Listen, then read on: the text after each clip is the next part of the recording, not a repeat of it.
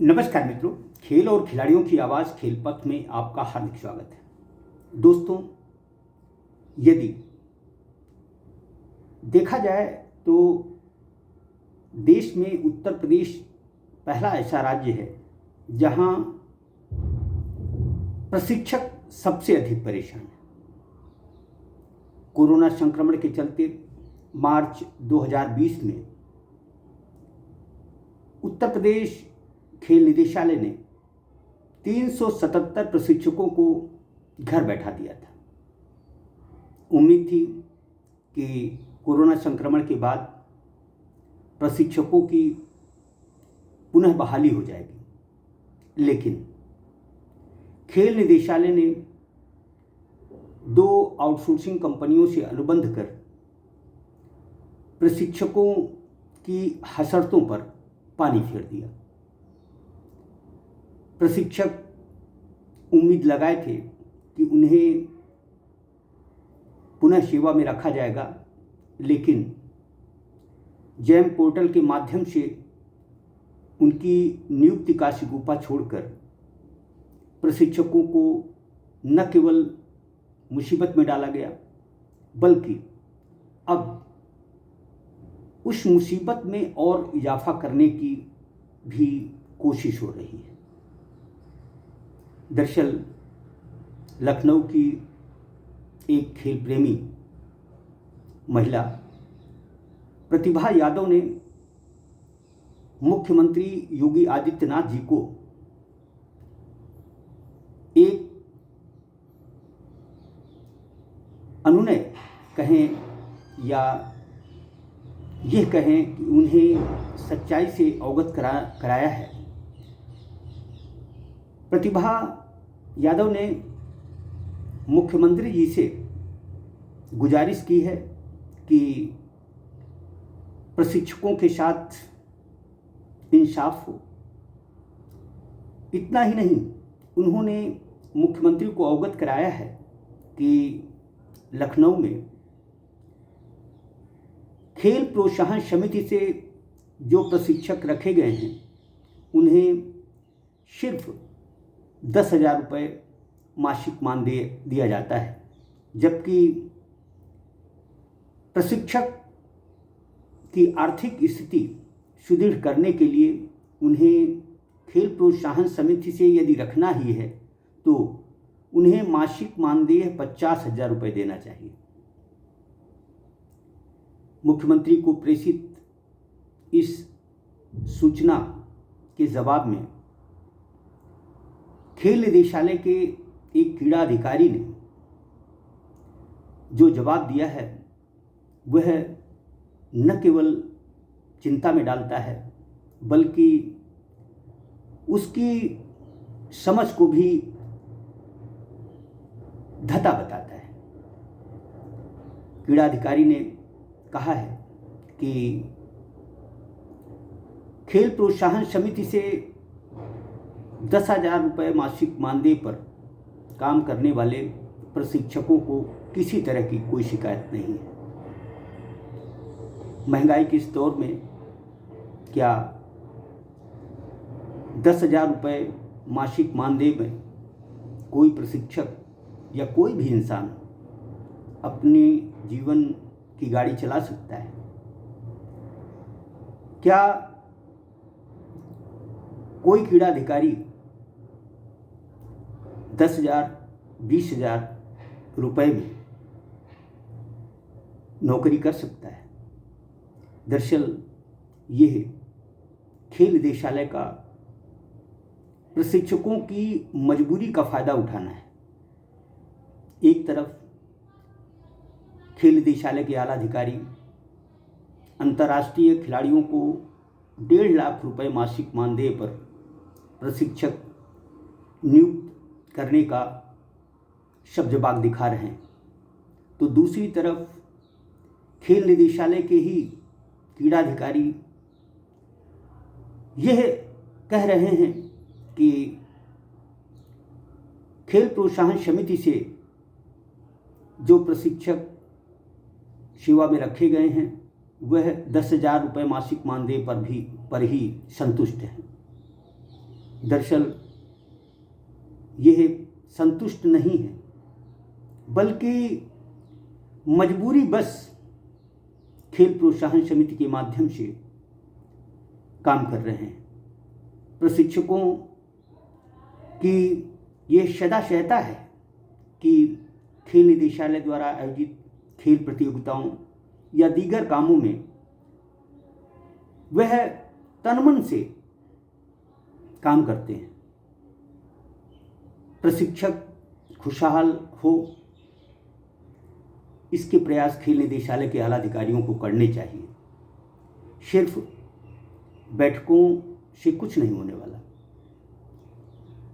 कहा जा रहा है कि प्रशिक्षकों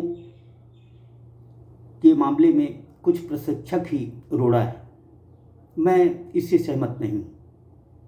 दरअसल जो प्रशिक्षक अदालत की शरण में हैं, जो अदालत से इंसाफ की उम्मीद लगाए हैं, उनकी कोई गलती नहीं। दरअसल खेल निदेशालय ही प्रशिक्षकों के बीच में आपसी वैमनस्यता पैदा कर रहा है तथा वह चाहता है कि यह आपस में लड़े और वह ताली पीटे। दरअसल जिस भी प्रदेश में प्रशिक्षक का सम्मान नहीं होगा, उसे आर्थिक प्रोत्साहन नहीं मिलेगा, वहाँ खेलों का विकास कतई संभव नहीं है। जब अपर मुख्य सचिव खेल नवनीत सहगल जी खेल निदेशालय से जुड़े तो उम्मीद थी कि वह एक अच्छे प्रशासनिक अधिकारी होने के नाते प्रशिक्षकों के हित में अच्छा निर्णय लेंगे। उन्होंने 3 माह पहले कहा था कि उत्तर प्रदेश में प्रशिक्षकों की समस्या का निराकरण 1 महीने के अंदर हो जाएगा, लेकिन 3 माह बीत जाने के बाद भी प्रशिक्षकों की समस्या का निराकरण नहीं हो पाया। प्रशिक्षक आपस में ही उलझे हुए हैं, एक दूसरे पर दोषारोपण कर रहे हैं, जो कि उचित नहीं है। दरअसल खेल निदेशालय के आला अधिकारियों की मंशा ही साफ नहीं है। ये खेल प्रशिक्षकों के साथ दोहरा चरित्र अपना रहे हैं। यही वजह है कि प्रशिक्षकों की समस्या का समाधान नहीं निकल रहा है। खेल अधिकारी प्रशिक्षकों को उनके ही गृह जनपदों में नियुक्ति देने का जो शगुफा छोड़े हैं, उसके निहितार्थ हैं। उसकी इस चाल को खेल प्रशिक्षकों को समझना चाहिए। दरअसल प्रशिक्षकों ने आपस में ही जिस तरह की वैमनस्यता बना ली है, उसी का यह परिणाम है कि खेल निदेशालय उनकी मजबूरी का फायदा उठा रहा है। दरअसल खेल निदेशालय अब खेल प्रोत्साहन समितियों के माध्यम से प्रशिक्षकों की नियुक्ति का न केवल मन बना चुका है, बल्कि यह प्रक्रिया शुरू भी हो चुकी है। अब प्रशिक्षकों को यह तय करना है कि क्या वह 10,000 रुपये मासिक मानदेय पर अपना भरण पोषण सही तरीके से कर पाएंगे। दरअसल प्रशिक्षकों की जिस तरह की मजबूरी का फ़ायदा खेल निदेशालय के लोग उठा रहे हैं, यह नितांत गलत है, निंदनीय है।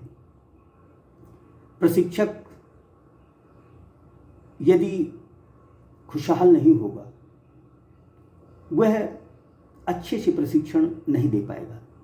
देखा जाए तो उत्तर प्रदेश में आउटसोर्सिंग की कंपनियों के माध्यम से 156 तथा खेल प्रोत्साहन समितियों के माध्यम से लगभग 50 प्रशिक्षक कार्यरत हैं। यानी लगभग 200 प्रशिक्षक 75 जिलों में सेवाएं दे रहे हैं। इतने बड़े प्रदेश में ये संख्या बहुत कम है। दरअसल जब प्रशिक्षक आउटसोर्सिंग के माध्यम से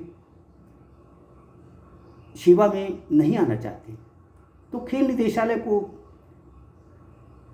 अनुबंधित कंपनियों से अनुबंध समाप्त कर देना चाहिए और जो रिक्त पद हैं न केवल उन रिक्त पदों को भरा जाना चाहिए बल्कि कोशिश हो कि इतने बड़े प्रदेश में प्रशिक्षकों के और पद निर्मित किए जाएं।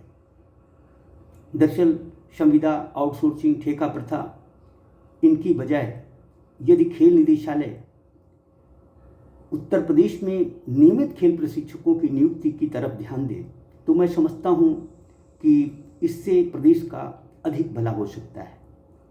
लेकिन जिस तरह खेल प्रोत्साहन समितियों के माध्यम से नियुक्त प्रशिक्षकों की मजबूरी का फायदा खेल निदेशालय उठा रहा है, वह आगे भी ऐसा ही करने पर आमादा है।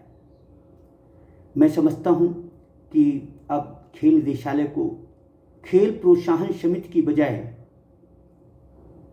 प्रशिक्षक शोषण समिति नाम दे देना चाहिए, क्योंकि इससे सिर्फ और सिर्फ प्रशिक्षकों का शोषण ही हो रहा है, प्रशिक्षकों की मजबूरी का फायदा उठाया जा रहा है। क्या इस महंगाई के इस दौर में 10,000 रुपये मासिक मानदेय पर कोई प्रशिक्षक अपने परिवार का अपना भरण पोषण कर सकता है? यह खेल निदेशालय के अधिकारियों को स्वयं विवेचन करना चाहिए। दरअसल खेलों का विकास हो, उत्तर प्रदेश खेलों में उत्तम प्रदेश बने, इसके लिए खेल निदेशालय के अधिकारियों को थोड़ा मानवीयता दिखानी चाहिए, उन्हें अपनी सोच बदलनी चाहिए। जय हिंद, जय भारत।